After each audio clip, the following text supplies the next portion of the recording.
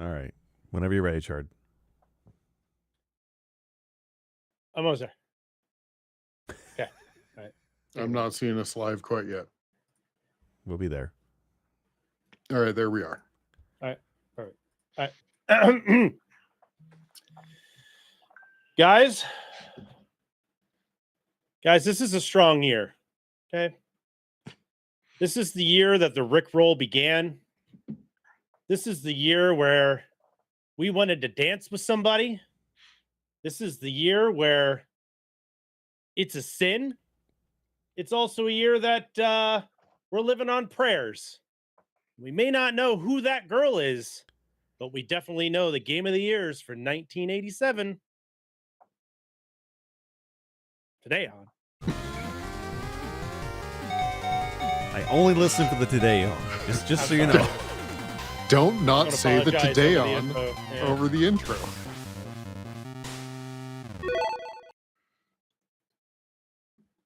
Welcome, everybody, back to another spectacularly well planned out and thought out episode of Press B to Cancel, where we know exactly where the timings need to be. Our cadence is the best in the business. Guys, my name is Chard Monk. I am the host of this night's episode of talking about games of the year of this specific year, 1987. But I can't study the late 80s by myself. Of course not. I have to come with some of the greatest 80s babies that came out of that year. Maybe not that specific year, but certainly that decade. Sinistar, how are you tonight, sir? I'm doing well. And you know, Chard, I'm never going to give you up. Yeah, I am definitely going to let you down. I know. Jake, how are you, sir? Try and talk to chat. You're not supposed to be first, but I'm doing great. And as Jake continues to travel the streets with no names, Wulff, that's me. How are you today? I am going to run around and hurt you. Wow. You're close enough to do that, too. You're the only one I'm worried about. Please Perfect. tell me that this was the year that the song Kyriana came out, because if he's going to run around and hurt you, bro, he needs to do it carrying a laser. I didn't look that deep. However, I will say that this podcast is just like heaven, though it may be full of a bunch of strange love. We're going to give a lot of strange love to these. How many games we got? 8 games. We got 8 games to talk about. Guys, we're really diving into 1987. This was a strong year. This was the year that my wife was born. I like 1987. This is a good year. They've had some really great beginning of some franchises came out that we'll talk about. There was some sequels that we'll discuss today. And there's even a few computer PC type games that came out that are probably better than the console ones that came out later, maybe? I don't know. And I still don't know why they put Blaster or Master Blaster on there, but I saw that. And we're not going with that one tonight. Shocker, I know. That's not an 87, was it? Maybe strangely, because I did see 88. it. And I was like, it's 88. I don't know. Were you not looking at Moby Games again? Because that's the thing. We do this. We go based on Moby Games, not Wikipedia. I went on Moby Games. I think you got Moby'd again. Yeah, we should tell the people the rules, because every time that we do PT this, does.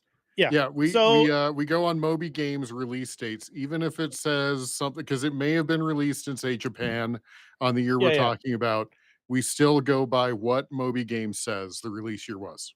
Yeah, so before anybody goes out there and ats us and goes, sir, excuse me, Madonna did not have 3 hits in 1987. According to the top 100, she did. Okay. Secondly, we may not be totally accurate about our years, but that's what Moby Game told us, and that is our basis of information. Blame Moby. So if you have a problem with that, take it up with Moby Games, please. We're just doing our best over here, okay? We're 4 guys in our bedrooms doing our best. Anyways, so without further ado, let's dive into this year. Wait. I want to do something for the listeners. And I'm going to ask you guys, I got a trivia question for you guys that is 1987 adjacent. Okay. Like Master Blaster. So, what is the top grossing movie of 1987? Dirty Dancing. In theaters. Dirty Dancing. Back to the Future 2. Was there any Disney movies in 87? There must have been, right? Well, I'll come back to the answer later, and I'll give you a multiple choice, because so far y'all are wrong. Okay. Story of my life. The only life. movie in the 87 that I can fucking remember. Top Gun. No, that was like 82 or some shit. Anyways, yeah. Okay, we'll go back to that. That's great. Games. Wulff, since you have a trivia question and you're going to start us off, what is your runner-up game of the year for 1987? All right, mine is a. Let's start here. Long before Trails of Cold Steel and Trails in the Sky, there was a series that preceded that called Dragon Slayer. Oh. Now, I am specifically calling out Dragon Slayer 4, which is not what it was called here in the West. It was called Legacy of the Wizard. Oh, For God. the NES. Okay. Oh, that name triggers many a child. Whew. Okay, Legacy of the Wizard, the hardest game ever created. It is very difficult, but I love that game. It is so much fun. It's easy to just get lost and have fun doing it while jamming out to all the tunes in that game, because all the music in that game rocks. Play as? Yeah. I think it's 5. Like, that's... Give me one What? sec. Give me one quick sec. Sorry. Say what's sorry, flashing in folks. and out We here? need to. We need.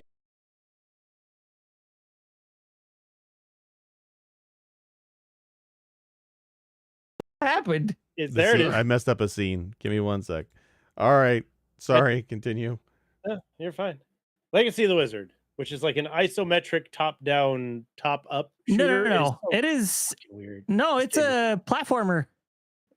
Yeah, is it? It's a 2D platformer. Is it though? Yeah. Well, I mean, it's like... platforming. I don't know. It's kind of an action RPG somehow, a little bit, Yeah, but not really. It's as if like they wanted Hero Quest to be a 2D platformer, and this is as good as they could get it. Fair. Okay. But yeah, I absolutely love this game. I spent a lot of time as a kid just picking a character and wandering and getting lost. And I think it's entirely possible to actually get stuck with some characters in certain parts of the map and just not be able to get out. And so then you're hosed. Ugh. And this is game of the year? No, this is runner-up. Runner-up. Oh, This is runner-up, runner-up. okay. Yeah, this is runner-up. Okay. But I love the fact that it's like this really huge maze labyrinth kind of thing, that it's actually designed where different characters shine in different parts of the labyrinth. Mhm. And so you're really supposed to go back between segments and choose a different character and then continue on. I just Like, noticed so- it has wall bread, so it's got that going for it. I mean, wall meat goes bad faster than wall bread. It keeps longer. Yeah. You know, So- I one of the things I love about this game is the fact that enemies can be treated as platforms. Yeah. Oh, so it's not like That's a fair. Mario head stomp situation type of thing? You actually stand on them? If you Okay. if there's a bird flying around in the air, you can stand on it. It hurts Well- you, but you can stand on them and use them as a Okay. platform. So it's like Mario 2, but pain. Yes. Yeah, a little bit. Mario 2 is pain. So that makes sense. I think it depends on the enemy. So, like, if you're perfectly in line with the top of their head and they're not moving vertically at all, I think you're fine. But if they're trying to This- move vertically or jump, you're gonna get hurt. This game has such a hodgepodge of enemies. It has like dude in a trench coat with a wizard hat, and then some dude in a cowboy hat running around. And a We got weird some round peach. dude. It's got a Yeah, round Yeah, peach. critter. Yeah, it's like It's if like- Kirby was a cowboy, he was in here. It's like if There's he also ate, like if Kirby octopi ate and John Wayne. Frankensteins and Yeah, you've got Yeah. Jason with 2 knives running around at you and some slugs. Oh, and now I mean, a worm that looks like the you got like slime football worms. Oh, playing. yeah, there's no rhyme or reason to Legacy of the Wizard. It really is just, it feels like someone scraped all the remaining pieces of whatever you were making, like all the extras, if you were making bread, and they just tossed it into a bowl and were like, there's a lot of good stuff here. We shouldn't throw it all away, but they don't mix. But we'll take the rosemary, the garlic, the raisins, the chocolate chips, and the dough, and we'll turn that into bread. And that's Legacy of the Wizard. Feels like. I love the graphics in this game. Yeah, me too. Yeah, Yeah. I was gonna- the arts. What are you trying to ask, Jake? was just gonna say, like you said, this is the 4th game in the series. Have you played the other ones? It is. Were they translated or? I have not played the other ones. I think this was the first one to come to the West. But yeah, like as I mentioned, Trails in the Sky, Trails of Cold Steel.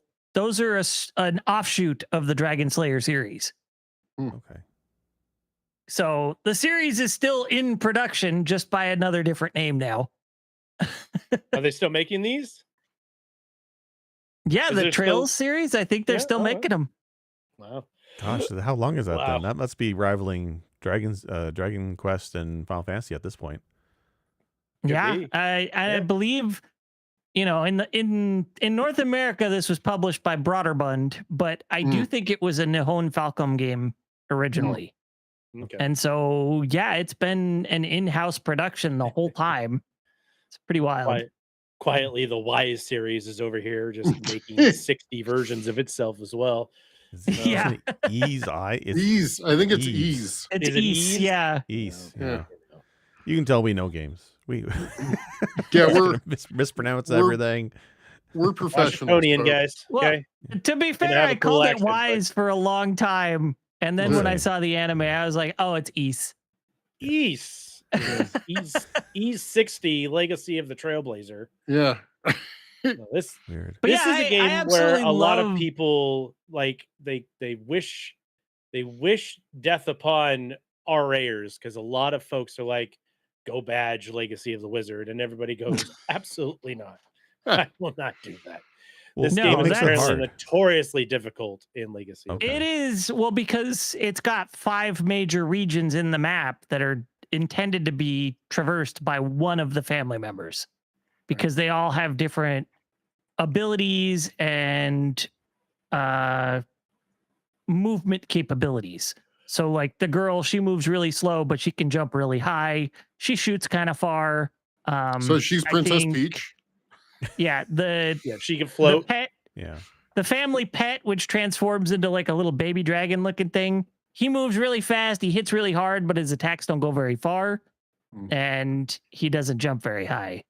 And then the son and the dad both hit like a truck, but one moves fast, one jumps higher. Stuff like that. So they all have, but then they get like different abilities that you get, and because they move differently, they traverse certain areas of the map better than others because of the platforming design. Yeah, this game looks awesome. I've seen people play it here and there, but I never really focused on it. I didn't realize it was kind of that in depth with the different characters and the large map. This seems pretty rad. I wasn't aware of this one. Yeah, the downside with this game back in the day, like now we've got save states, but back then, if you wanted to save your file, there was no save battery in this one. It was a password system. So you had to go all the way back to the house to where you would trade to a different family member. But instead, you talk to grandma or grandpa and get the password. And hopefully you wrote it down correctly, because, oh boy, it was long. And there were a lot of unusual characters. It's like the one with the squares that like one side is completely blacked out and the other one's white. And if you color it the wrong way, it looks like a cross X. It's all hieroglyphic shit. I have a feeling there's at least 3 games on this list tonight that'll have passwords. Yeah. Oh yeah. And why are we giving passwords to Grandma? She's the last person I would give my password to. She's going to be a sticky note on her laptop. Grandma is the one who gives you the password, and Grandpa is the one you give the password to. Because Grandma makes the most difficult to remember passwords. Yeah. So nobody gets back in. That's why Grandma told you, Grandma's house. Stop using the kids' names as the damn password. It's not the way we do things here. But it's your birthday. Something worth noting about this game is when you're traversing all the maps and everything, playing as a kid, I always thought, okay, you're just going further and further and further underground. No, that's while you are physically going down lower into the map. It's like you're in different parts of the countryside. It's really strange. Because at the opening of the game, there's a castle in the background. Eventually, you end up in that castle, but all you've done is go down and off to the right. Like a digging the China situation. Just the geography makes no sense with it whatsoever. Yeah, you'll be wandering through different areas and you see buildings behind you and skylines, and most of the time the skyline is black and then you see the buildings in the black background. But it's really neat. If you're paying attention, you will see a lot of different regions where it seems like they tried to build out a countryside and try to convey that to the player. 7-year-old me didn't get it, but it's pretty cool. Pretty in depth for people born in 82. Wow. All right. Great. Very cool. Good pick. That's a cool one. I didn't realize there were 4 of those ones. That's 4 to that point. That's now, right. No, there were 7 Dragon Slayers, and then a couple of offshoot branches at different points in the franchise. That's nuts. Okay. All right. I guess we'll move on since we're busy dying in Wulff's arms tonight playing Legacy of the Wizard. Sinistar, what is your next pick? My next? You mean my first? Yeah. Well, what's the next pick? Right. You know what? Okay. Open your heart to me. You know what? Okay? You did let me down. It's fine. That's good. God, you guys keep doing these music puns, and we're gonna have to change thumbnails to be away from movies and do CD covers again. Like, hey, you don't want music puns? Don't let me host, bro. My runner-up. my runner-up. By the way, I think that the thumbnail answers your question, Wulff, at the beginning of the episode. I think that the thumbnail answers your question. We'll see. Yeah. Okay. So my runner-up is a little-known game, if you're from this era, called Marble Madness. Okay. Yes. Now the arcade version of the arcade version came out in 84, but the ports to home systems were 87, and I'm specifically talking the Apple II port, which graphically is one of the weakest in the series, but far superior. No. Game of the year. We're gonna lose Snake for a minute there. Yeah. Well, here's the thing. I actually had no idea that Marble Madness was. I never saw it in an arcade until after I had played. Yeah, until after I had played the port. So for me, Marble Madness was always controlled with a joystick, or forgive you if you suck, a keyboard. But yeah, it's so this is a game essentially. I mean, the arcade version uses a trackball, but you have to complete 6 levels to finish this game. 6, just 6. And I'm telling you, like 6 people in the world have ever beaten this game. Let's say with this frame rate, it's gonna feel like 24 levels. Well, this game is stupid hard because being something. I mean, so one of the things I absolutely love about this game is the marble physics, which is when you let go of the controls or you change direction, it doesn't stop immediately. It has inertia, and that inertia plays out. And so you have to pay really close attention, especially on these really skinny platforms. And then the game, to be an absolute bastard, throws these weird tube creatures that do you guys remember in the 80s those like tubes that you would get that would like the ones that would like slide through your fingers? You remember those that were like the Chinese finger traps? No, kinda, but it was like filled with a gel. Here's start talking about tunnels again. Just calling them tubes. Yeah, water wheel. We all know what those really are. I mean, it might have been a water wheel. I don't know. I am flesh tunnels. Look, and we have tunnels. A whole other kind of game, Chard. We have tunnels on the screen right now. I am sucker for tunnels. I am a sucker for tunnels. So, but then this game throws these like there is a level called Silly. I think it's Silly. Yeah, where instead of moving from top to bottom, you have to roll your way up. and the enemies are all miniaturized, and so you kind of can't see them as much.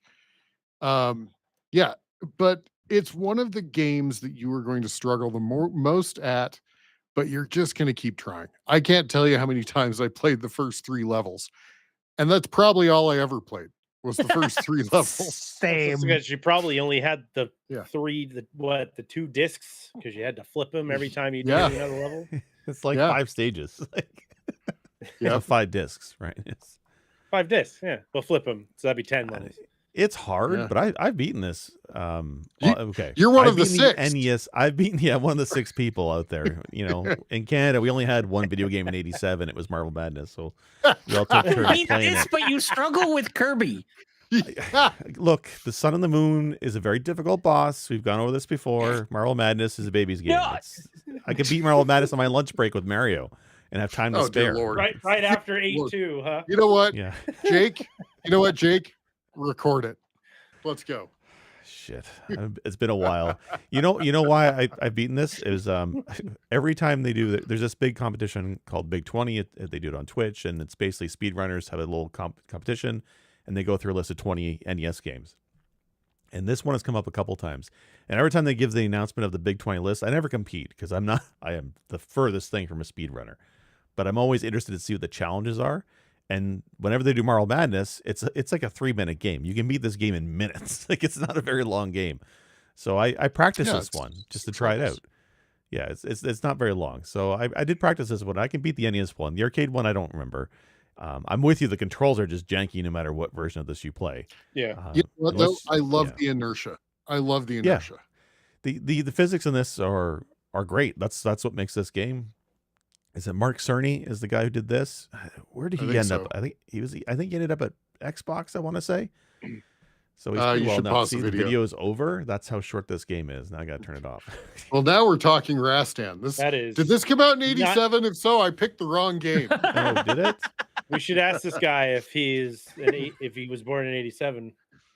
I'm not giving him credit. We've already given enough people credit. What is happening? You know, when I was younger, Marble Madness was one of my favorite console games that I always wanted to really get into, and I just was awful at it because of the inertia, specifically. I had a hard time of just not balling forward and you know, really hitting it hard, because most marbles, when they fall off of things, they don't crack. But this one, I ain't no shortcuts in Marble Madness.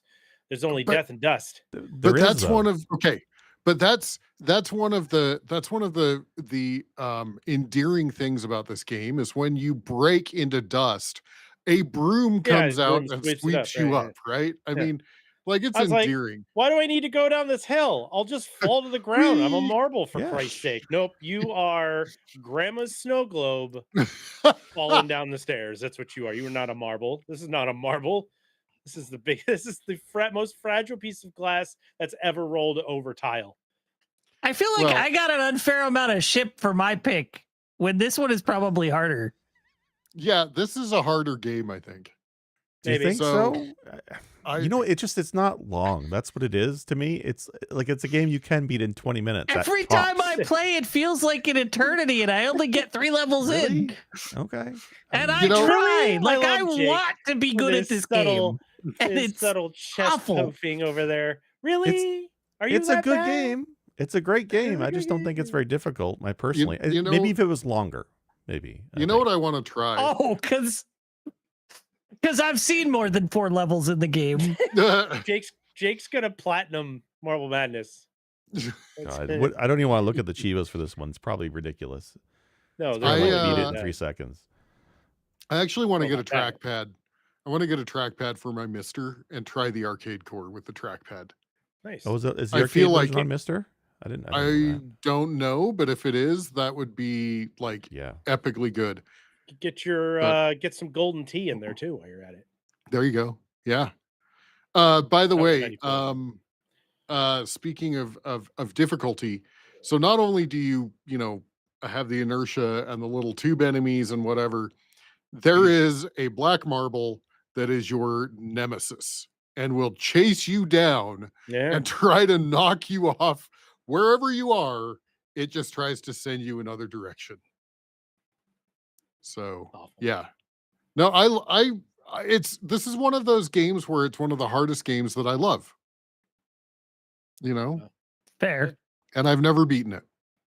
I've also never beaten. I've also never beaten Legacy of the Wizard. So I was going to say I've never beaten Legacy of the Wizard. So I can't say I've beaten either of those myself. So we're in the same boat. But Jake can beat Marvel Madness on his lunch break. Jake's beating it on his phone now. You heard it. It's like, I'm just gonna go through it right now. I could beat Marvel Madness and finish Mario Bros. 1, including 8-2, and I could probably make a decent amount of progress in Balloon Fight at the same time. Like, this is a whirlwind tour of games in a 30-minute lunch break. I'm looking at the Chivos for this. They actually don't look terrible, Chard.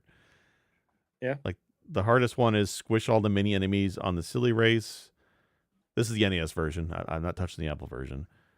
Finish the beginning race without losing a marble. That could be difficult, but I think these are actually doable. Maybe we should. Jake gonna get his first badge. Yeah, you heard it here, folks. I have a badge. Are you kidding me? I have a Where's Waldo badge and a cookie clicker badge. Count. I don't deny my success in the world of retro you have a achievements. Great Waldo search badge. I have a Where's Waldo badge. Sorry, I'm Waldo, the potato, here. Waldo, I apologize. It's the same thing. That's my fault. I need to be more accepting of people's achievements. Yeah. Like, just because you have 50 billion Achievos, I have 2 solid badges. I almost have Tetris. Bro, I have like 7 badges. I'm not even Jake, bottom tier. We don't want to hear about your Tetris Chivos, man. Yeah, no kidding. I'm so close. I'm so close. You're just over there playing. Well, back to flesh tubes, are we? Okay. All right. Marvel Madness is a good pick. I just don't know about the Apple II version, but again, I don't have the nostalgia for that computer like you do. I mean, that's the thing is that was the system I had in '87. I didn't have an NES. I had an Apple II. That's what I had. Right. Yeah. So, yeah. Don't worry, Jake. You can stand by me. And tonight, you can tell us what your runner-up pick is for 1987. God, I don't know any of these references, so I'm like gonna guess it's Johnny Cash. I'm assuming it's Johnny Cash. That's a Genesis song, but that's fine. Dear Lord. Okay, I'm close. it's like Johnny Cash. Cash and Genesis, bedfellows, of course, in the musical industry. Yes, they did. They did his favorite song, "Hurt." Yeah, it did. It's just a shame they stole it from him. Who was it? Phil Collins. Phil Collins is Genesis, right? I should know this. Yes. Dear Lord. Yes. Okay, what's your runner-up, Jake? Yeah, that's fine. Fax Xanadu is my pick. Trade. Chard. Fax Xanadu is my pick. I struggled. Is it paused? It's paused. I struggled in picking something for 1987 because everything I liked in the 80s was either 88 or 86, I believe, or earlier. 87 was a struggle for me. Like a lot of the games I played were games like Metroid and stuff, and they came out, I think, later. So 87 was a tough year for me. I did manage to find 2, and the first one I'm going to go with is Fax Xanadu, which in many ways reminds me a lot of Zelda 2. It's a side-scrolling, it's RPG-ish, but it's an side-scrolling action game with platforming and a lot of monsters and a lot of towns and a buy-in equipment, the whole 9 yards. It's got a great music. The death music, when you die in this game, which you die often, so I heard it very often, because unlike Marvel Madness, Fax Xanadu was actually a hard game. And when you die in this game, you get a really great death tune. And it's funny, because this is almost similar to your pick, Wulff, in that platforming game, side-scrolling RPG-ish type adventure, and it was also, looks like, licensed by Falcom, although this one was published by Hudson Soft. So I guess Falcom kind of had their groove with these kind of games. It was interesting. The story is, I assume you're an elf. It's like you start off in the elf villages at the bottom of the world tree, and there's dwarves who are evil and have taken over, and you're basically to climb the tree to fight the dwarves. That's the gist of it. But it's like very much like Zelda, and as you're exploring the world and making your way up the tree, there's dungeons that you go through, and there's bosses and magic and all kinds of equipment to buy and find, and it's an interesting one. I've never beaten it, which I guess is a theme for us this year in the Game of the Year of 1987. None of us are good at games this year, and nobody's beaten it. Now that's not fair. Wait till I get to my picks. Thank you. Okay, yeah, but you picked easy games. It's fine. That's all right. Yeah, get out of here. Look, my number 1 game I have beaten. In fact, I streamed my number 1 game to completion. Gosh, these are runner-ups because we don't know how they end. I skipped ahead in the video. And he's Oh! still in the first town. I know this game. Yes, you I probably know played this it. game. Most people played Xanadu's it. cover looks like a Zelda game. Like, Yes. I initially thought it was a Zelda game When I saw saw the it has, like, weird that shield looking thing. When I saw the weird leaping eye dude, it triggered. It triggered the brain there. I was like, oh, that's it. Yeah, I think I first played this game when it was on a pirated 5201 cart, if I'm not wrong. So it's a game that a lot of folks have played. It's up there with Eight Eyes in terms of that 2D adventure platforming games in the NES that nobody ever kind of got far into. But it's worth playing, at least as far as I got anyway. It's definitely interesting. The only thing that was a little bit annoying to me is everything costs a boatload of cash. Like there's keys to enter dungeons and enter doors. You need to use keys. You have to buy them. And it's almost worth it to buy them in the first town because every town after that fact, the same key goes up in price. So the first town, the J key is worth 100 golds. They always have the S. And then the second town, it goes up to 140. Like it's like they're being tariffed. It's ridiculous how much they go up in cost just because you go deeper into the world. And you could, of course, backtrack to the first town to buy more keys if you really wanted to, but then you have to deal with all this shit on the way. Xanadu tariffs are really. I like these blue dudes that are chewing gum. Yeah. They're Don't the ask me Wrigley about the pixel art. It's interesting. I think there's bread in this game. I think the spiky things are bread, or unless that's, I don't know, beef Wellington that drops from them. I'm not quite sure. Maybe that's what it is. But you can't. I mean, yeah. But you can't. You know what? You can't duck and stab. Go We ahead. had wall meats. I'm going with. We had I'm wall going bread, with, and now we have beef Wellington. I'm going with beef Wellington, whether it's beef Wellington or not. It just drops fully cooked for the spiky dudes on the ground. That's what they're doing. Yeah. They're cooking down. You got it. Somebody in this town is making puff pastry. Somebody's got to. Oh my God, it's the elves. Elves make that elvish bread in Lord of the Rings. That's what they're doing. Are you climbing the Keebler tree? Lambus? What you're doing? Wait, Lambus is Lambus Wellington. Of course. Lambus right? bread. Yeah. Yes. Lambus bread. Lambus is puff pastry? It's got to be. Look, Peter Jackson got a lot of things wrong about his movies, and this is one of them. Right? This is what Sam was cooking all the time for Master Frodo over the campfire. Was beef Wellington. Beef Wellington. It's a lot. I have actually never played this game. Really? Really? Okay. Yeah. When you first mentioned it, for a half second, my brain thought Astyanax, and then I was like, no, he said Faxanadu. And then for like another hour, I thought you were talking about Faria. Don't think I've heard of that one. Which is an action RPG, overhead action RPG. It was the beef Wellington that steered him back to Faxanadu. Then you brought this up, and I was like, oh, it's that. We should look up the manual what it actually is. I don't know this one. I'd be disappointed if it like was just jerky bread. or some shit. Jerky. That's no jerky. If that's jerky, that's not done right. It's pale white and wrapped in twine. That's not what we do. It's all right. Okay. Controls. I was gonna say controls in this real quick. You can't duck, which feels weird when some of the enemies are below your waist, like these spiky guys. So the only way you can kill those guys is with magic. You have to equip a magic spell to hit them. But it's an interesting dynamic of, okay, use magic on the spiky dudes to get your health back from the beef Wellingtons, and then you use your sword on the other guys to get gold, and there's a lot of farming of gold. There's a lot of items in the game, and a lot of them are very expensive. The like I said, the inflation of cost between one town and the next just keeps going up. So it's one of those games where you do find yourself going between towns and repeating the same screens to kind of build up gold. That's a bit of an. I mean, it's the 80s. That's what you did in the 80s. That's a Falcom thing, though, right? Is it? Okay. Yeah, East games do that too. You do a lot of gold farming. Yes. Yeah, Eves is the same idea, right? There's lots of farming on that. But all right, it is simply listed as food in the manual. So we are going with beef Wellington. Beef Wellington. Yeah. It's if they ever remake this game or give it a sequel, it's beef Wellington. I'm sure of it. But yeah, my pick is Faxanadu. Great music. It is fun. The graphics are pretty good for the time. Lots of variety in the enemies. Lots of items to collect. It is difficult though, and like I said, I never did beat it. God damn it. I have played that game. I agree. I had a lot of fun while I was playing it. I've never beaten it either. I'll have to try that one. I'm kind of surprised they didn't do a sequel for it. I mean, like everything got a sequel on the NES. It feels like, but they never gave it more attention. They did. It was Zelda 2. The Not a quest for Honestly, more money. Fax Xanadu is one of those ones that I had thought about exploring on Twitch at one of these points in my life.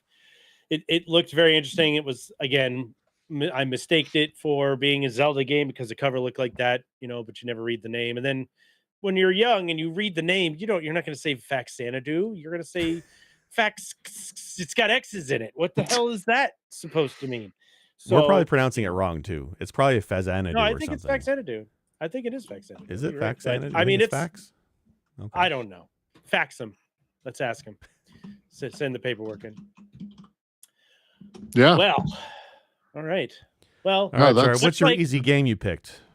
much like when Smokey sings, I also have a pick for 1987. I got a list, brother. I got 100 of these songs. You know what's funny is like literally everything that you have named, I have played on my 80s night I know for you my have. DJ That's stuff. Why we're going through this? Okay. So much like Capcom's time to, we got to fight for our right to party and to play Mega Man 1. Mega Man 1 is going to be my runner-up for 1987. Though not the strongest entry into the Mega Man title. We all know that. We've argued this on numerous occasions. Although, however, when Jake beats Mega Man 1, he feels like he can take on a bulldozer with his chest, because then he attempted to play every single version of Mega Man 1 and then promptly gave up, I think, after he was done with the Genesis version with the Wily Wars. Or did you beat that one too? You were on a tear with those ones. You're also muted. You're can't also hear totally you, Jake. muted. You are going off on a tangent, and we cannot hear a single word you're saying, but we love you anyways. Well, it's a good thing because I was swearing anyway. But no, I'm glad you remember how great of a gamer I am, Chard. Because yeah, I beat Mega Man 1 after decades of not being able to, and I beat on the NES. I beat it on the Genesis, and I even beat that bullshit PSP game that nobody plays. I like that one a lot. So I conquered I like this that game. one too. That one was good. Yeah, Yeah, Hey, powered up. you I'm gonna- dominated every Mega Man 1 version that was out there. I'm going to point something out. This is a game with a password system. It is a game with a password system. See, there is definitely a A thing running that we're theme. doing together. A It's running theme. theme. Thank you. Not only are we picking great songs from 1987 for each segue, we're also talking about games with a password system. This one, I think, had all the circles, though. The circles and the numbers and the letters. It was alphanumeric, and you had to line up. Was that in 2? I don't remember if 1 did that. Just a basic circle grid. I think it was the later Yeah. games that had the 2 different grids at some point in different colors. This was just one color circles. This game was great, but you didn't have the slide. You didn't have the Mega Buster because obviously that came in way, way later additions. And this was just the basic, arguably one of the greatest video game covers to any single video game. We've had very lengthy discussions about that on numerous episodes, like our ranking of Mega Man episodes. Dude with a Glock definitely portrays Mega Buster. I would say so myself. But let's get into the rock, paper, scissors of the game. Of course, each boss has its weaknesses. That's where this whole thing kind of started. But I think the worst, the one thing that this game, I think I'm glad that they removed, was the boss rush motion in this game, where you literally had to take on all the bosses again, like in the Wily stages. Yeah. But there was no rest for the wicked. You had to go, after you fought that boss, you were lucky if they gave you a power pellet to life up, and then move on to the next boss fight. This game was exceptionally difficult. I have beaten it. I have finished it. I'm proud to say that I am standing with Jake, proudly beating my chest to the Mega Man 1 series. But this did not come with a few headaches throughout my playthrough of this game. Did you cheat? Did you use the glitch where you pause and you do extra damage? Did not pause glitch the Cyclops. I didn't find that out until after I beat him. I went, wait, I didn't know that was a thing you could do. Yeah, you can, in this game only, if you rapid pause. Cake. Yeah. Yep. Every time you pull up the menu, if you use the electro zap and it hits an enemy, you just hit the pause button numerous times. It just and it hits it multiple times. Yeah. It will completely. Oh wow. The yellow devil boss was bullshit hard to learn the patterns, and that's why whenever I see people play this game on Twitch or on YouTube, they're always doing the pause glitch on the yellow devil. But I've actually beaten it the way you're supposed to, and it is a chore. I have a clip of that in the beginning of my Twitch title that I am freaking the fuck out because I finally beat that thing because I beat it the right way. Is this Mega Man or Final Fantasy 13? Lots of tunnels. It's the same. Lots of tunnels. Well, it's my favorite long game. It's hallway. got tunnels. It's got tunnels. It's my favorite game. This is definitely homage to Sinistar and his love of tunnels. But no, this is definitely Capcom's like beginning of greatness had to come. I want to say that, like, of all the Mega Man games, this one, the rock paper scissors makes the most sense to me. Yeah, it's all downhill from here. Like, absolutely, like all the names align. It's not like Tree Man and like Snore Man and like Metal Man works with Tree Man. And it's like Leaf Man. Thank you. Wood Man. Big toe man. Like I never got Big those. Toe Man and Corner Wall Man. That's right. And Triangle Man and Triangle Man. Dora the Dark Man versus Toe That's Man's power. But we all hate Human Man. We all don't care for Human Man. Yeah. Flesh Man. I think hit on the head with a frying pan. I love this. I love Mega Man 1. Of course, I much prefer the other entries. Like Mega Man 2 is my favorite out of the whole series, but this is definitely a great game that started a great franchise. And we always argue, without this, would we have this kind of thing? We say that all the time when we do our ranking systems and we do our March Madness stuff. And this might be one of those where Mega Man 1 steamed forth a bunch of really cool shit that then included, your guys' 300X games that you like and the subsequent things that followed that. So without Mega Man, we wouldn't have very many of these really cool type games. So Mega Man 1 definitely has to be at least a runner-up in 1987 for me. Yeah, if we did like a run and gun platforming Pillars episode or Mount Rushmore, this has got to be up there, right? Like, I mean, you can't have two without this. And even if you just took this game as a standalone and forget the rest of the franchise, this is still a solid platforming game for the 80s and the NES. Yeah, for sure. I mean, it's difficulty aside. I mean, that's what we deal with, right? There were a lot of difficult things in the 80s that we were playing. The NES. It's the NES. It is what it is, but it's no Marble Madness. It's not on the Apple. So this is much more than 5 minutes long. That's true. 3 frames per second. Yeah, I didn't have to flip any discs when I went to an next boss. That was the challenge, was trying to find the disc for the next level. That's why you guys never made it past the third one. Yeah. Anyways. Look, we're not talking Rescue Raiders tonight. We're not talking Rescue Raiders tonight. All right, guys. So we are now about to talk about our number ones. And I'm just going to go in the same order that we went with last time. We're going to head back to Funky Town and meet up with our good friend Wulff and ask him, what is your game of the year for 1987? All right. In what will likely come as a surprise to nobody ever who knows me, my pick for 1987 is Zillion. Yeah. Okay. And I'm shocked it's not I gotta say, it still holds up for me. This video that you are about to play, I recorded today and I beat it. There's a game we beat. All right. We're getting on the beat this train. I beat it today. Hour and 45 minutes. And that was while fiddling with the 3D printer. So.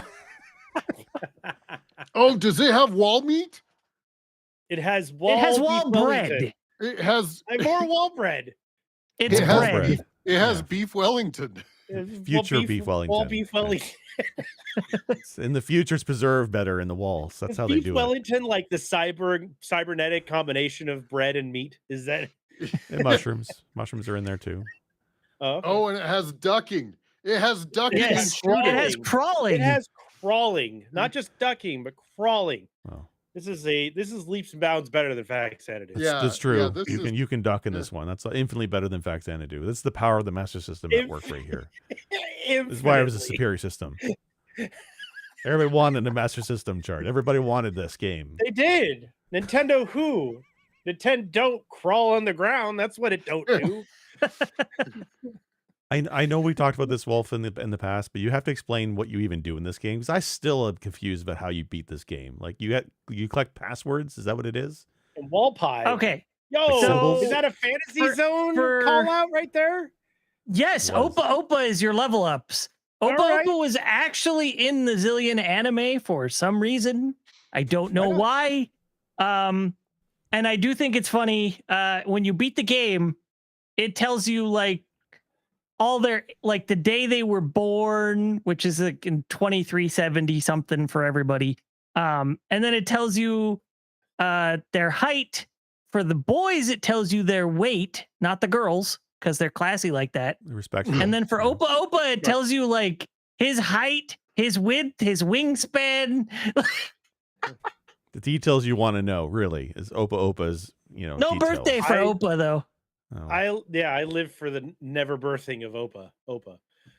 But yes, so in any given room, the idea is to break all the canisters, and you need key cards, which you find in some of them, and you need to find the passcode for most rooms. Most rooms have a passcode to open up a door or elevator to continue on.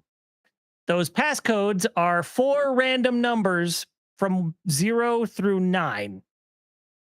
And, they look like M, rabbit ears, a key, whatever, but they're just, except for 4 and 0, they're all easily recognizable as mirrored, like a 1 kissing itself, a 2 kissing itself, and so forth. Yeah, they're mirrored. 4 is weird because it looks like a U with 2 lines through it, which I don't understand what they got there. And 0 is just a single 0. Oh, and 8 is sideways instead of being 4 circles. So it's an infinity. Infinity, yeah. Yeah. But it's easy enough if once you recognize what they are, it's 1, 2, 3, 4, 5, 6, 7, 8, 9, or 0. Is that a Glock I see? It is a Glock. It's it is the Glock. Zillion gun, which you might recognize as the Master System light gun because they used the same model. Nice. Which I love that. I like that the beam that you turn off doesn't disappear. No, it just hangs out. It just freezes. Yeah. It's just hanging out. True to life. That's how physics work with electricity. Just freezes the arc in midair. Lightsabers, my friend. That's true. That's true. Right there. There's that. You have to find your way through the maze. Also finding 5 floppy disks and a red ID card. So when I play Marble because Magic. you need the 5 floppy disks and the red ID card to activate the base self-destruct sequence at the end. Okay. On your journey, you will find the other 2 Zillion White Knights, I think they're called. I don't remember. It's been a long time since I actually watched the anime. But their names are Apple and Champ. And so each character can get up to level 8. They all start at level 1 with a base level of gun. Except for, I think Champ actually might start with level 2. I don't recall. That's why. But yeah, well, you get him really late game, so they had to give him something, right? But yeah, everybody can get to level 8. There's a lot more Opas hidden in the map than than you need to level up everybody. So if you get a level up when somebody's already level 8, it'll max their health back out. As you get higher levels, your movement speed goes up, but it's a hidden stat. Your jump height gets higher. That is not a hidden stat. Your defense gets higher. That is a hidden stat. So that makes sense, right? It's a little frustrating to like try and gauge what's what. You don't know who's powerful how, and right. Why does this guy look like Captain Planet? I was just saying that. Is that Captain Planet coming together? It's because he's got his blue headset on, is what that is. Should I watch the anime? Is the anime worth watching? Like, is it good? It's cheesy as hell. The music is rad, which is the music that they used in the game, which is rad. So there's that. Okay. That's pretty good. Yeah, the anime is really cheesy, and I don't think the whole series was translated into English. And then for some reason, what was translated into English, like some of it is super serious, and then some of it takes place years later and is like kind of goofy and doesn't make a whole lot of sense canonically. Yeah. This game doesn't appear to make a whole lot of sense. It's like flashback before flashback was flashback. Yeah, it's an early Metroidvania. Right. I was going to say this game has a fair amount of complexity to it. Yes. Yeah. It has 3 main segments. So there's the light blue, there's the red section, and then the dark blue is the end of the game. The dark blue area is the most difficult to traverse, navigate, and figure out where the fuck to go to move on even further, because you'll get access to like one side of a room and do all the door mechanism, and then the other side of the room has a door that opens. It's like, okay, now you can go do something over there, but you have to figure out how to get over there in the first place. Yeah. So, I do like how this game, much like our theme, is about passwords. But in this case, the passwords are the game. It's password entry the game. I've always wanted to get into this game. I've tried several times, but I've never, I guess, sat down and learned how to play it. Right? I always play it like a platforming game, and that's not how you play this game. This is very much an in-depth game, and it's got a lot of stuff to it. It's neat though. It's very unique. There's nothing quite like this on Nintendo. Like, this is a really rad game. I should give it a shot. And it definitely requires exploration and backtracking, because you aren't going to find all 5 floppy disks if you don't. You're not going to find the red ID card if you don't. So you're not going to be able to beat the game. Well, you're not even going to be able to fight the final boss if you don't do that. When you do beat the final boss, after you set the base the base self-destruct sequence, you get to fight the final boss and escape all within 5 minutes. Oh, okay. That seems like a good run before you finish the game. I think when I did it today, I had about 45 seconds on the clock when I got out. Nice. And it's not just get out of the base; it's get in your ship so that they leave. So you got to fly out there too. Wow. Nice. No, that looks like a fun game. Well, all right. That's a victory for you, Wulff. So well done on that one. That's a brilliant disguised game with passcodes and whatnot. So let's go ahead and head on over to Sinistar so he can respect himself and figure out, what is your game of the year, sir? Okay, my game of the year for all 100 of these fucking songs. Yeah, you are. I'm pretty impressed. You're working hard, or hardly working. Wall Street. Was that the answer? No. Okay. I just keep throwing out 1987 movies here and there. My game of the year for 1987 is a little known, shop that put out a handful of games that nobody speaks of ever. The game is called Space Quest 2, Vohal's Revenge. The publisher is Sierra. Of course.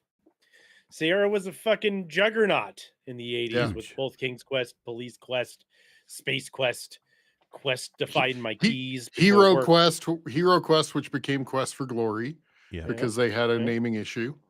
And of course, we all know about Leisure Suit Larry. Of course we do. Yeah. There's actually a couple Easter eggs in this game that point to Leisure Suit Larry. But okay, so this game basically picks up at the end of the original Space Quest 1. You have defeated Vohal in Space Quest 1. He basically comes on the screen. Even though you saved the universe, everybody's forgotten about it, and you've gone back to being a janitor. Well, you've been promoted to lead janitor on a team of 1, but you've been promoted to lead janitor. Fantastic. No competition. Yes, exactly. Yeah. So, but Vohal comes on the screen and tells you that he's upset and that you've defeated him. And he is planning on releasing a squadron or a group or a horde of genetically modified insurance salesmen on your home planet. And basically, and especially the humor side of Sierra, right? Right. But basically, he is trying to take away the will to live from everybody on your home planet. Yep. So the original theme song is fantastic. It it smacks of not only Star Trek but Star Wars. It's kind of this amalgamation that like it plays out. You have some really cool experiences on different environments, including an environment where basically the people look like the people from Planet of the Apes. It is Sierra hard, which means you have save early, save often. Absolutely, Yes. and you have 8 million ways to die, and a lot of them you will do over and over and over again, right? No matter how hard you try. Right. Now, one of my favorite bits is how much of this plays into the later games as well. There's a scene, in fact, you're doing it right now on the video, where you order a whistle that's going to distract this monster, or distract or call. I don't remember which, but being that it's in the future, the shipping is instantaneous, so you get it as you order it. It's a mail order. It's Amazon. But right. Yeah, but I think it's in Space Quest 3 or 4, this bounty hunter bot shows up to murder you because you failed to pay the shipping and handling for this whistle. God damn it, I love Sierra. Yeah, absolutely. Absolutely. So but it's play these games. You should. Yeah. You should. They hold up. Good. Yeah. They do hold up. I would highly suggest a walkthrough because honestly, this was the era of they wanted you to try everything, no matter how much sense it made or not. Okay, we are in a scene right now with a root creature, and you literally have to walk this maze, and there are areas where it is 1 pixel from death. Oh, I can't tell you how many times I've done this. Yes. So, yeah. So I remember this from like early King's Quest games where you have to navigate some of these walkthroughs with Graham, and like you said, it is literally pixel perfect. Like if you press right just to tap too much, it's over. Game over, man. Yeah. Game over, man. You're fucking screaming at aliens. But I love it Right. for that though, because like Gosh. when we played Secret Monkey Island on an earlier episode, which was the first LucasArts adventure game I had ever played, I was shocked at how you never die. Because I was used to the Sierra games where you die every freaking screen, right? Yeah, you die and there's so many deaths on one screen. Yeah. And that was LucasArts. In fact, in Monkey Island, says, hey, if you'd been playing a game by somebody else, you probably would have died right here. Like they basically poke fun at the whole thing. Wow. One of the now as hard as these are, like, and the deaths, they try to make it entertaining. Like the death dialogues are always kind of fun or cute or whatever. In this case, with the tentacle or the root creature, it talks about how you died, it was horrible, but to make you feel better, you caused the creature some indigestion. Yeah. So it didn't have a good night after it ate you. So wow. Yeah. At least there's that. Yeah. Wow. This is another one, by the way, if you play these, Wulff, this is one where there are times that it's a type adventure. You have to type things in, and there are moments where you have to type fast. Like there's things coming at you, and it doesn't pause the game when you start typing. Now, there's also things like this is the exploration thing. There's also areas where if you just say dive, you drown immediately. You have to type in take a breath and then type dive. So, yeah.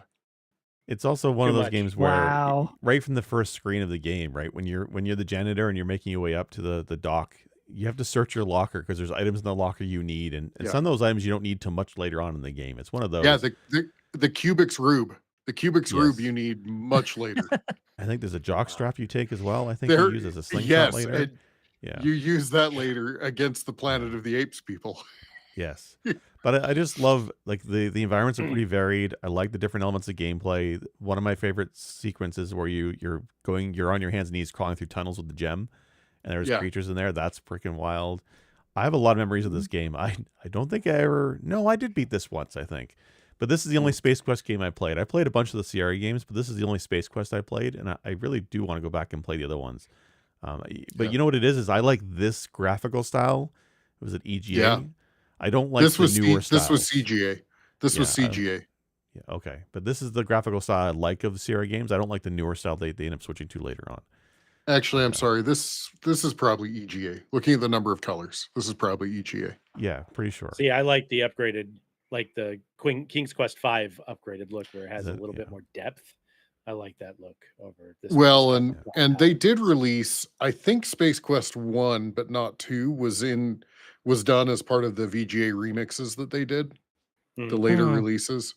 Oh, this is an example. This is an example of try something, and because like there's nothing explaining how to figure out this part of the quest. Literally, you just climb this trunk, and then it breaks and becomes a bridge. There's no like it tells you that it's kind of old and craggy, but it never explains that this will just become a bridge if you climb it. Well, there's other trees in the game where if you climb them, the one I remember climbing, you stick to it and you get eaten alive by bugs. Like it's one of those kind of games. Again, you die every screen and it's always fun. There's just a lot of cool Holy stuff. Log jam, Batman. Yeah. You almost bait the big one. Anyway, Space Quest. I love this Space game. Quest, and the series is absolutely clever from front to back. Yeah. The guys that made it, they did do a Kickstarter. I think it's 10 years in, and it may still not have released.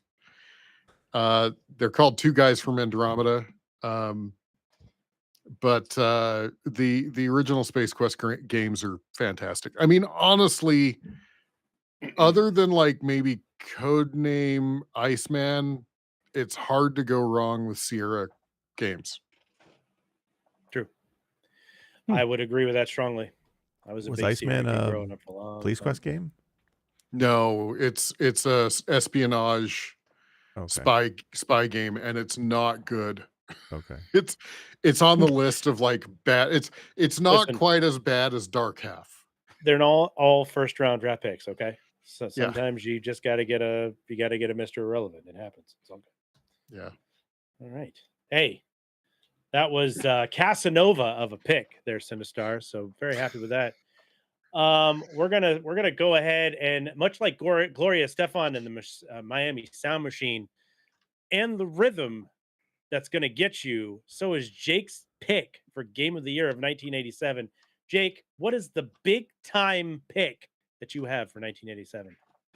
I can't keep up all these Michael Jackson quotes. It's just La Bamba. Michael Jackson. I can't do it. La Bamba, which is actually a song on here. I haven't figured out how to weave that one in.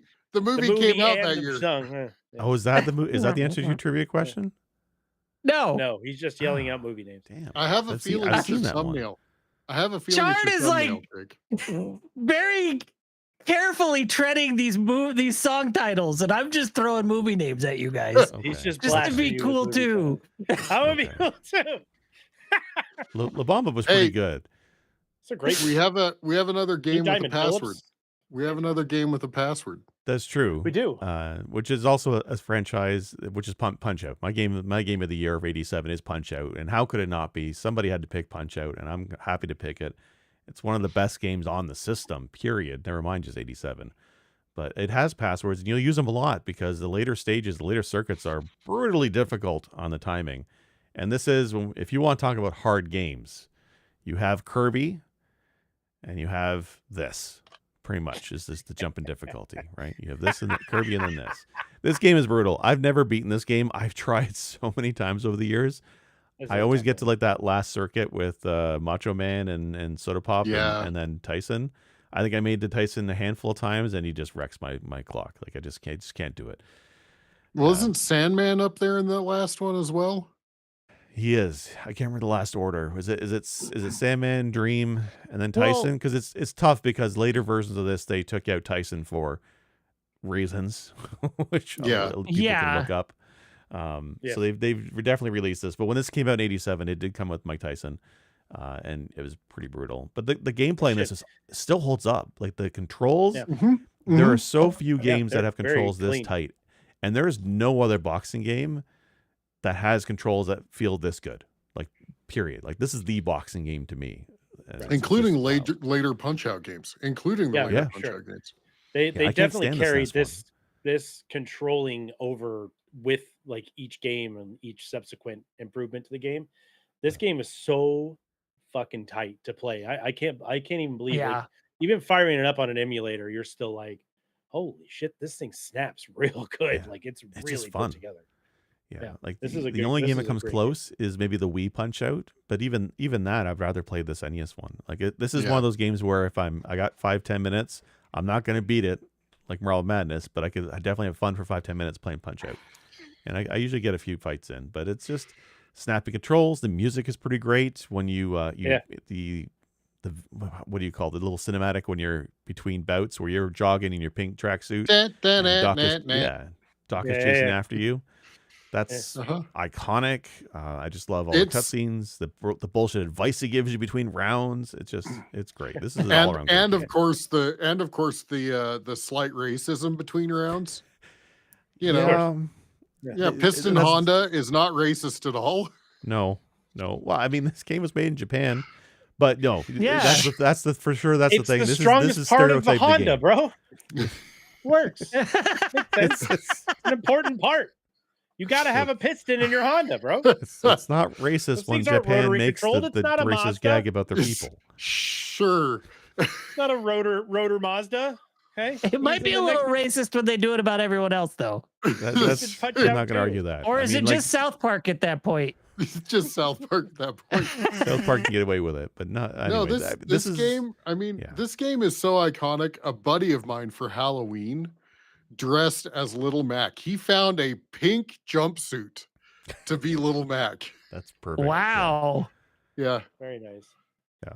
Wasn't Little Mac was on one of the TV shows. He was one on the cartoons, one of the Super Nintendo or the Mario Brothers. Not Little Mac, but the King Hippo was a bad guy in Captain N. That's right. Captain N cartoon. That's right. Yeah, Captain Nintendo. That's what I was thinking of. Is Captain Nintendo. I love Captain that cartoon. I specifically remember everybody would get to King Hippo and just do that trick, to beat the shit out of him. And I was like, yo, this is easy. And I get to him and he stomped my face in every fucking time. I was like, how the hell did everybody just make this fight look like a cakewalk? And then eventually I figured it out. But I was much, much older and much more patient than I was back then. I was like, why is this guy just beating the shit out of me every time I fight him? What's funny is everybody says that they have a really hard time with Tiger, whatever his name, Tiger. Yeah. He is actually one of my easiest to beat. Yeah. You just look at the gem, right? It's the gem sparkles. Yeah. That's the gimmick. If you can get the gimmick down. Well, and I'm talking like I can do the spinning attack defense without fail. Yeah. It's fun. Yeah, the one that got me for years, and it still gets me even now half the time, is Bald Bull. He does that charge. He goes to the top of the screen, and then he comes down. I mean, somebody pointed out the trick that you look for the guy in the crowd with the camera, and it flashes. That's when you punch. Yeah. But the timing on that is incredibly difficult to nail down. So I still struggle with him even now. And second round Bald Bull is so much worse. Second round is really tough. Yeah. Like he was a pretty big wall for a long time before I could take him out. But then you get on the next guy and you're just like, this guy's just kicking dirt in my eyes. I can't get any further than these dudes. I want to call out I want to call out the lack of realism in this game, because you go and you become the champion of each circuit, and somehow the people you have defeated to become the champion of the circuit are there in the next circuit. Yeah. Yeah. Because they all paid the extra fee to get into the second stage. They're like, we want to go again. And they're all better. They're all worse than they were the first time. Where was this the first time, you fucks? I thought you were going to point out how wrong it is that Little Mac is like a third of the height of everybody in here. Well, and then I was just going to say, well, this just means Kevin Hart could play Little Mac in a movie. Because that's what we all need Kevin Hart as Little Mac in the Punch-Out the movie. Peter Dinklage. There you go. His little Mac. Oh my God. I'm sorry. Wow. That's Sinistar at podcast@pressbtocancel.com. Send all your emails care of Sinistar at podcast@pressbtocancel.com.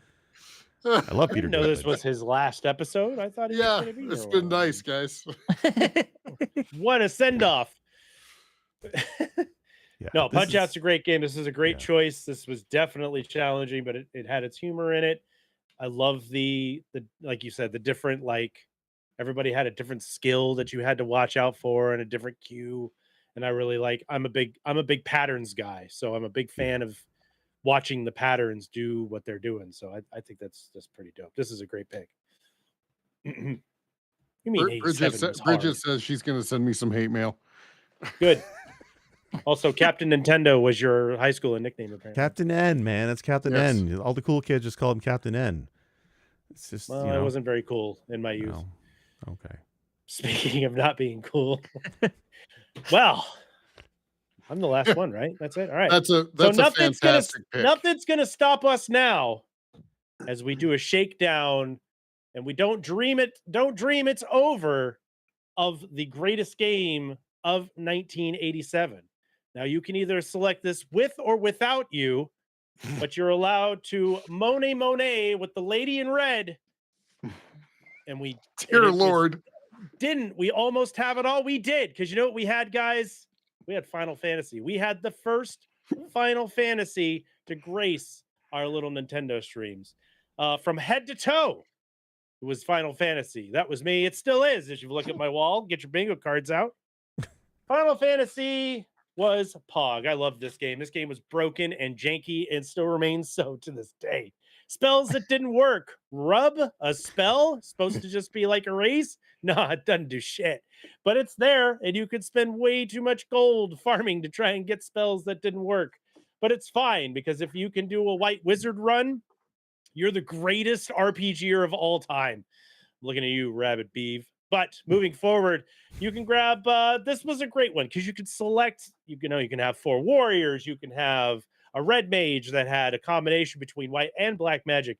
You have the black mage that had all the cool black mage power spells, white mage with all the healing stuff. You had the fighter, the fist fighter guy, the monk, that would turn into a ninja later, or all kinds of different stuff. This also had kind of a system that allowed your characters to, quote, grow up or level up into different looking classes or whatever, which was really cool after you got the rat's tail.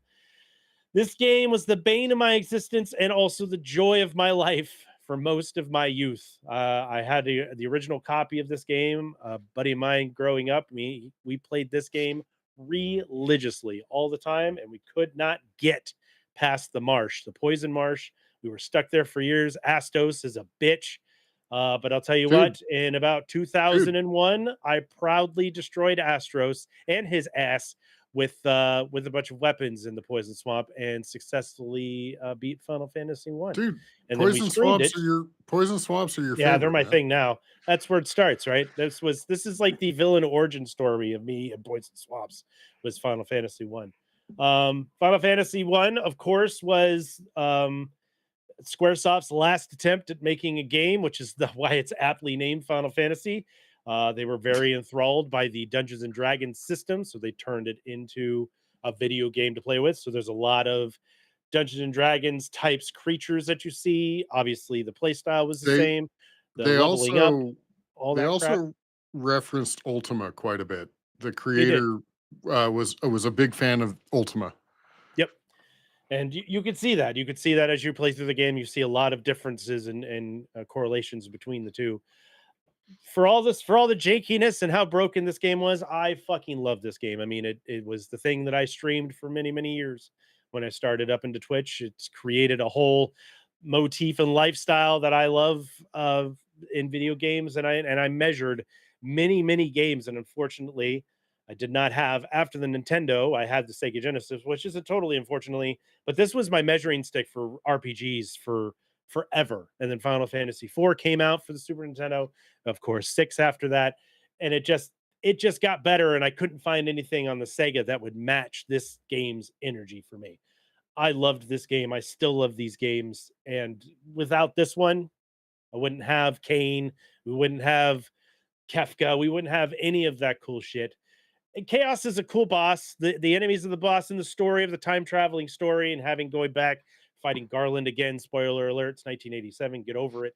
You know, having to finding out that Garland is actually Chaos and this whole fucking thing. It's just really dope. I really, really, really, really like Final Fantasy the original. So my first experience with this game, because I was, as I've said, I was an Apple II kid in 1987, which means I was actually playing the Ultima games. I stayed over, I did a sleepover at a friend's house, and he had an NES, and he had this game I'd never heard of, Final Fantasy, and I was like, oh, is that an RPG? Fuck yeah, RPGs are my thing. And I had hopes that we would finish it in a night. No. No. Your night was probably spent farming giants over by Elfenheim, because that's I went the home. longest portion of the game.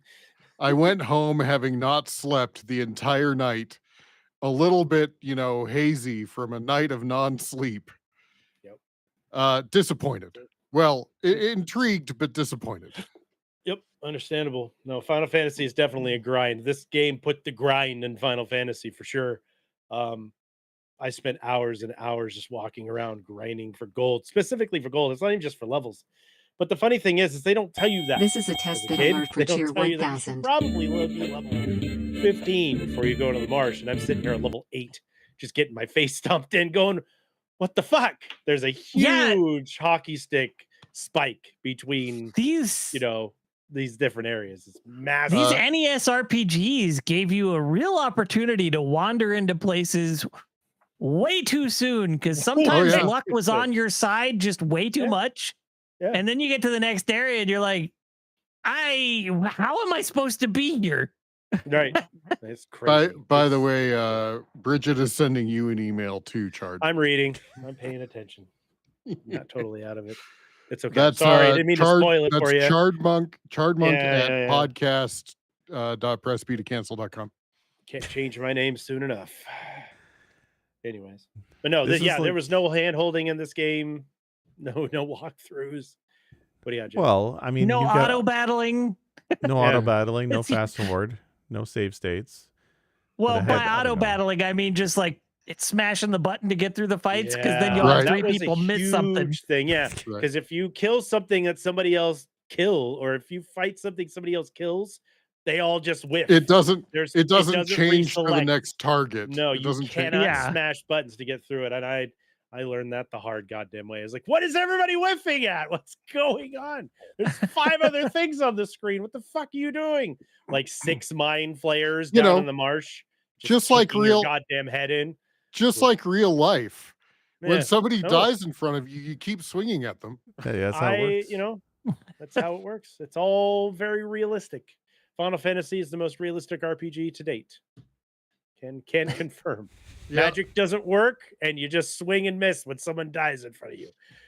It's perfect. Yep. No, this is a good pick. Yeah. This is like my first major RPG. Like I think I can't remember if it was this or Dragon Warrior that I played first, but I think it might have been this one where I played at somebody's house, and I'm like, this game looks rad. I'd never seen a game like this. I'd never played a turn-based RPG before, and the assembling your party, the picking the classes, I still love that in Final Fantasy games. My favorite ones in the franchise are Tactics and was it 5 that had the job system? Yeah. The job system I think is fantastic. The job system. Yeah. So it's the other ones I wish would do more of this. I like this one a lot. Yeah. I've tried doing the randomizer a few times. That's always a trip to do. What a great journey this one is. You guys remember how long this one is to play through? Let me go to my mind palace. Like, check out your mind. I want to guess around 40 hours. 40 hours, okay. That's it. Is it really? Because I have not beaten this since I was a kid. 15 and 25. 20, it sounds like it. But there's really, it does seem like it. I mean, that's long for a kid, and especially when you have to grind. Like it makes it more sense. But if you really put it all together, because there's no side shit to do, you just go forward. Average completionist is 19 and a half. Yeah, Really? sounds about right. You 20 know, hours I sounds might about go right. back and play this one because I have vague Jake, memories of the end of this game will game. not respect your time, dude. It would Yeah. definitely No, will it's not gonna be a because you're gonna long go 19 into another hours. level. You think so? And you're gonna be like, "Fuck, dude! This fucking hockey stick is stupid."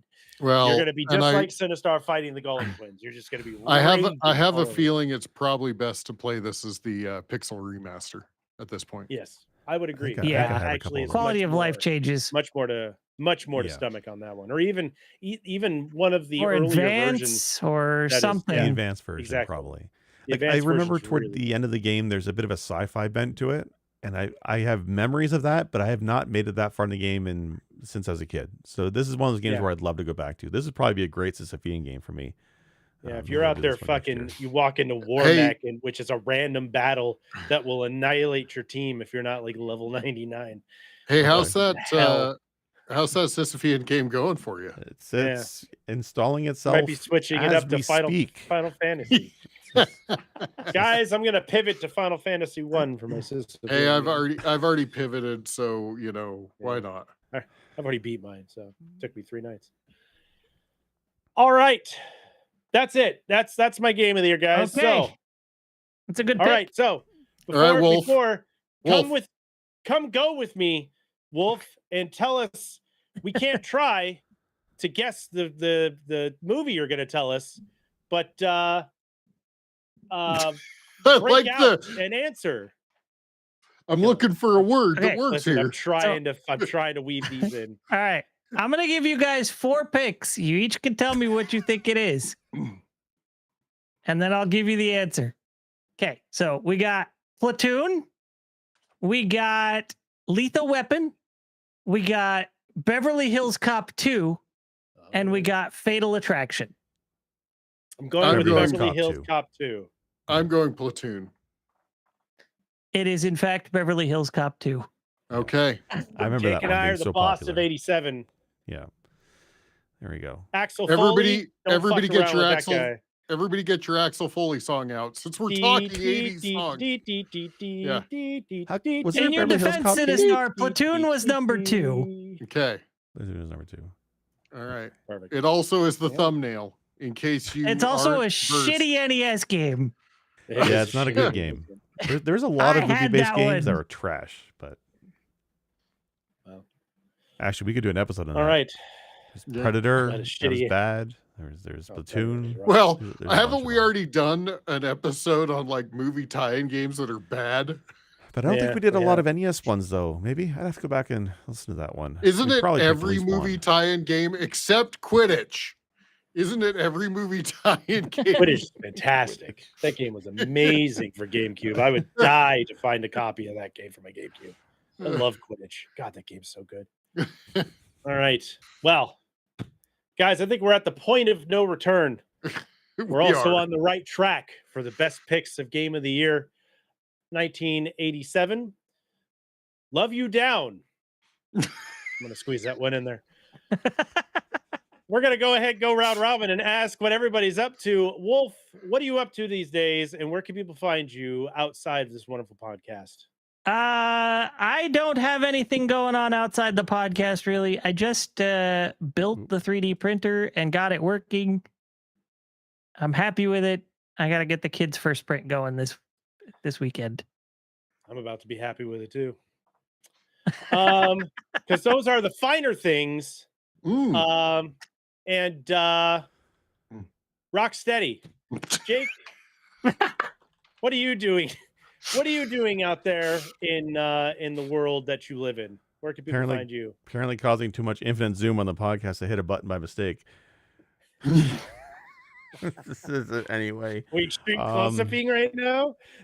I have a new controller I bought a few weeks ago, or I bought it a while ago, but I got it a few weeks ago, and I've been testing the hell out of it, and I had some issues with it. But the guys who make it, Junk Food Arcades, are doing a firmware update, and once I test that out, we'll probably make a video talking about it because nobody's really talking about the Swirl. That's the name of the controller, and it's a really interesting controller, and I want to talk about it. So I might do that rather than bore you guys for 60 minutes talking about controller again.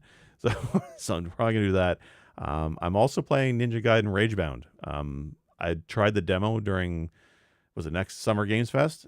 and I was kind of like on the fence about the demo. The demo felt a little bit off control wise, but that final game, they polished it. It's really tight gameplay. It's a really great game. So I'm looking forward to got an finish playing through 87 on Metacritic. Yeah. Me and my -3 points will stay out of it. Listen, I got there's no way of catching Wulff, so I have to brag about it. Something. I have to be the best first place loser that's out there. Yeah. All right. So I'm going with it. All right. Can't we try to figure out the island La Island Bonita that Sinistar's sitting on? I heard a rumor that you're DJing sometimes. Is that true, Sinistar? And where can people find you? Drop great songs like Hip to Be Square and Little Lies on your channel. Well, it's I'm actually skipping this weekend, so the rhythm will not be getting me this weekend. We already used that one. Yeah, I know, but it fit. It fucking fit. Jesus. All right. Can't we try better everybody he's let me down again. I think we're lost, boys. He's like a Depeche Mode song, except for he's the opposite. He's the opposite of a Depeche Mode song. He's not never gonna let me down again.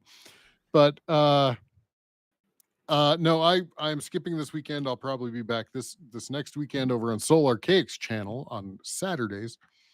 Otherwise, I am trying to heal. Fair. Heal the heel. My heels are trying to heal. Yeah, that's true. Is this love? No, it's what I'm doing. I'm going to tell you guys what I'm up to. I'm over at Twitch, www.twitch.tv/ChardMonk. We are currently playing Silent Hill 3. I just fired that up last week. However, I will be taking a little bit of a break on Sunday as my sister is coming into town tomorrow because we're going to go see Nine Inch Nails. Now, this will be audibly released on Monday, so I'm going to see them tomorrow to you guys who are listening to this on the audio track. But for today, I'm going to go see them on Tuesday, so I'm very excited about that. So I'll probably have a lot of things to brag about next Friday's episode when we talk about that. And you can come and hang out with me as I'm playing some Silent Hill 3 and just kind of chipping through that. That's what we'll be doing up there. You can come join me watching Chard and tell him your favorite Nine Inch Nails songs like Thriller. It's a great track. And Bodyguard, that was one of them, right? I think. Bodyguard? You can also love you. Not Bodyguard, but from the Bodyguard. You can also catch. You can tell I'm a music and a movie aficionado, Chard. You can tell.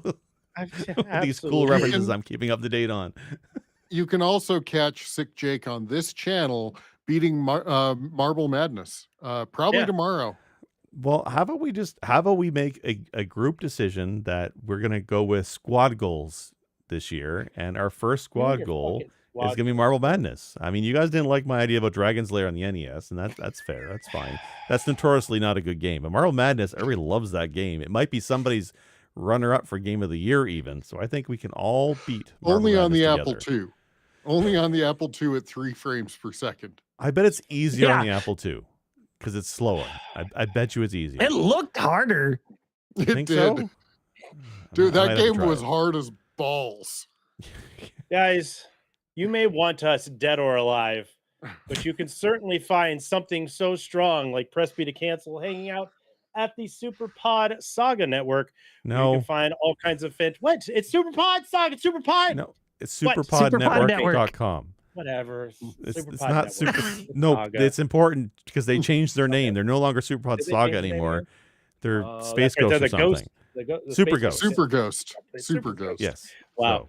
Anyways, so we're over at SuperPod. You can hang out with us over there and a bunch of other amazing things like Super Ghost, as well as Remember 64. And Thrak is doing his Call of Duty things right now. So you can go check out other great podcasts, retro and current gaming podcasts that are over there as well. Guys, this has been a place where you can meet me halfway. And again, I love you down, all three of you. So I won't say I want your sex, but I'm super pumped to be a part of this podcast. Until next time, this has been Press B to Cancel.